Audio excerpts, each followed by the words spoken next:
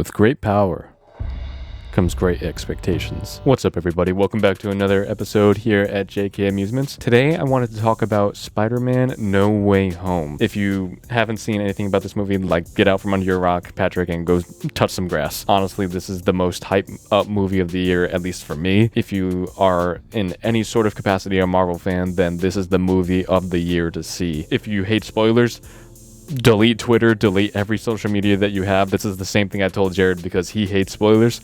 Do not look at anything Spider-Man No Way Home related if you hate spoilers, because there are leaked images floating around still. You're probably wondering, what can be leaked? There's already been so much. A lot can be leaked, okay? So be careful out there. I wanted to talk about the sort of expectations that Sony is setting up for No Way Home, as well as what the movie is probably going to try to achieve, and maybe a little bit of post No Way Home, like what are the plans after that. Let's talk about what the expectations are for this film. Now, if you remember anything from the trailer, if you've seen the trailer, Jamie Foxx is coming back as Electro from The Amazing Spider-Man 2, from Andrew Garfield's movies, and Alfred Molina is reprising his role as Doc Ock, or Otto Octavius, from Spider-Man 2, the Sam Raimi movies. So those are the only confirmed villains that we have so far. I will say that the pumpkin bomb dropping in the middle of the trailer does seem to allude that we are going to get a glimpse at a Green Goblin of some sort. If it's Willem Dafoe's Green Goblin, we don't know. If it's Harry Osborn's Green Goblin, so maybe James Franco will be reprising his role, but I don't think he's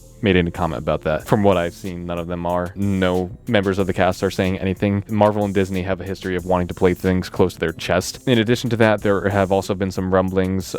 People have seen some glimpses in the trailer that Sony put out of Sandman, as well as a mysterious shadow figure. We don't exactly know who this shadow figure is. People have speculated that it's the Lizard. Other people have speculated that it's Kraven the Hunter. We probably won't see that until a second trailer or even the movie itself comes out. There has also been talk that Jake Gyllenhaal is coming back as Mysterio, and there's some sort of plot armor stuff, like he faked his death in Far From Home and is somehow back, or he's brought over from another universe. That's the slate of villains that could potentially happen. So my guess is if that does happen, they're trying to set up a sort of MCU version of the Sinister Six. The Sinister Six are a group of villains in the Spider-Man comics. Traditionally, the Sinister Six are originally composed by Doc Ock, Vulture, Electro, Mysterio, Sandman, and Kraven the Hunter. The only outlier in that is the Green Goblin. So that's why I'm sort of thinking that they may try to be making their own version of the Sinister Six. Mysterio coming back is only a rumor at this point. Sandman is only a rumor. That sand in the trailer could even be a lens flare, and we don't know who that mysterious shadow person is. So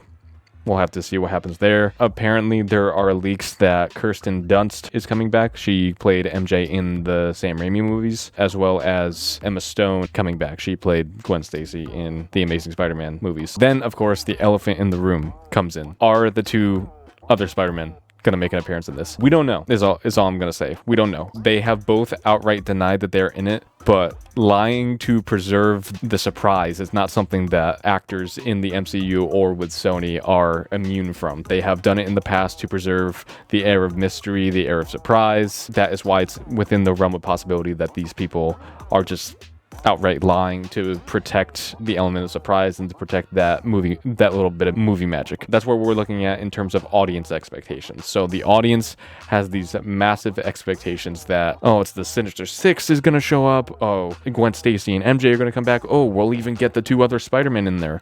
But the thing is, Spider-Man No Way Home is looking at a 2 hour and 30-minute exact runtime. It is a long time for a movie in theaters. That's the longest non-MCU or the non-mainline Disney-owned Marvel runtime for a Marvel movie. But the amount of stuff that they have to do right to get this movie to get everything to line up right, it seems like more and more chips have to line up, more and more stars have to align in order to meet everybody's expectations. I feel like a lot of these people thinking that Tobey and Andrew Garfield are going to come in are thinking that they're going to be in there for a majority in the film, and in actuality they're probably going to be in it for probably only 15 to 30 minutes at best. And I feel like people have these grand expectations, and it's sort of going to set them up for disappointment because it's Spider-Man No Way Home, and we have to keep in mind that this is Tom Holland's movie. This is his Spider-Man's final chapter in this particular trilogy. It's looking like people are expecting more out of this film than it's going to probably give us. What happens when Sony has very strong ambitions with Spider-Man movies is, historically, it's been a matter of flying too close to the sun. If you remember the dark days back in Spider-Man 3 when that movie premiered, it was largely lukewarm at release, and it's coming under a lot of scrutiny now just how wishy-washy the directorial style was back then. Critics said that the film was spreading itself too thin in terms of having too many villains, trying to hit all these narrative plot points, trying to make the audience digest all these different things happening, all these different emotional scenes, all these different story aspects, and all these different villains at the same time, tends to miss the mark where that movie is concerned. And the same thing happened with The Amazing Spider-Man 2. Critics were so critical that they decided that they weren't going to make a third one in that trilogy. Sony executives just decided to cut their losses there. That's when we started with Tom Holland, and it looks like we're coming in third time's a charm with his iteration in the most ambitious Spider-Man project probably yet to date. People have likened No Way Home to a live-action Into the Spider-Verse movie, and in a way it is. The reason that Into the Spider-Verse was so successful is because it didn't have to worry about conveying as much emotion. It's all animated. With animation, I feel like you could convey a broader range of emotions than you can with physical actors, because physical actors are human, and they will have different acting styles, and they will have different interpretations of how lines are supposed to be read. A live action Into the Spider-Verse movie is more prone to human error in where that is concerned. It is also concerned that the Into the Spider-Verse movie was able to focus on so many different aspects because in an animated format that makes sense, but again, historically Sony does not have a great track record with large ambitious Spider-Man projects. We are in danger of flying too close to the sun yet again.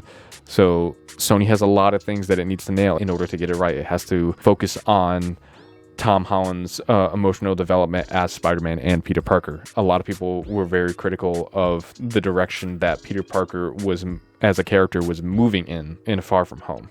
And he has to nail the whole Stephen Strange aspect, in sort of Stephen Strange becoming this new Tony Stark-esque figure inside Tom Holland's life. People are probably going to get mad at me saying that because they're like, there'll never be another Mr. Stark. But I know. And on top of that, they're adding in all these villains and all these other characters, like all these other Spider-Man, Gwen Stacy, Mary Jane. That's where a lot of the concern lies for me. And I believe that Sony can do it because they don't have a great track record of these large, ambitious projects. But I'm hoping that they've learned from their mistakes, and I chalk a lot of the success of the Spider-Man Tom Holland movies up to Kevin Feige as a producer. I feel like a lot of his work is catering to the audience in a way that feels satisfying and feels sincere, rather than just cheap movie cliches. As far as post No Way Home Spider-Man goes, it's really up in the air if it will still be Tom Holland in the end, because Sony is very protective of the Spider-Man property. It's kind of like a bargaining chip that they have with Disney, and they don't really want to see it go away. It's such a huge moneymaker that Spider-Man films, in terms of gross box office, they are amongst the most successful in live-action superhero movies. The only ones to surpass Spider-Man movies in the MCU, or with Marvel characters specifically, have been Avengers Infinity War and Avengers Endgame.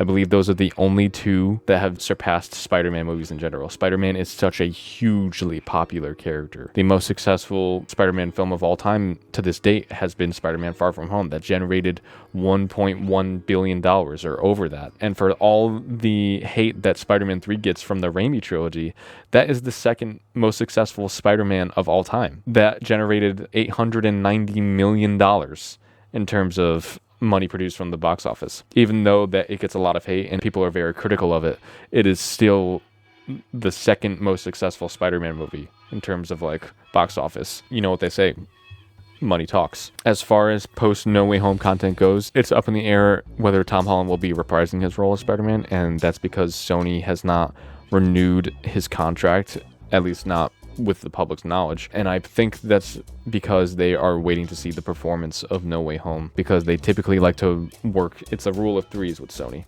and it's typically a rule of three with Disney as well. From what I've seen, a lot of people are saying that Tom Holland might get 3 trilogies out of Sony as Spider-Man, which would be pretty impressive. A lot of people are critical of the direction that his character went in this trilogy. Fans are speculating, oh, well, maybe this is just the first trilogy. Like, this is him learning to be Spider-Man. This is him really coming into his own as that character. And potentially in the next 3 movies, so in the next trilogy, if Sony signs on for it, we could see him in his college years, and we could see him really evolve Spider-Man and really come into his own. And then after that, we see post-college Spider-Man sort of in the way that Tobey Maguire's Spider-Man was in Spider-Man 3.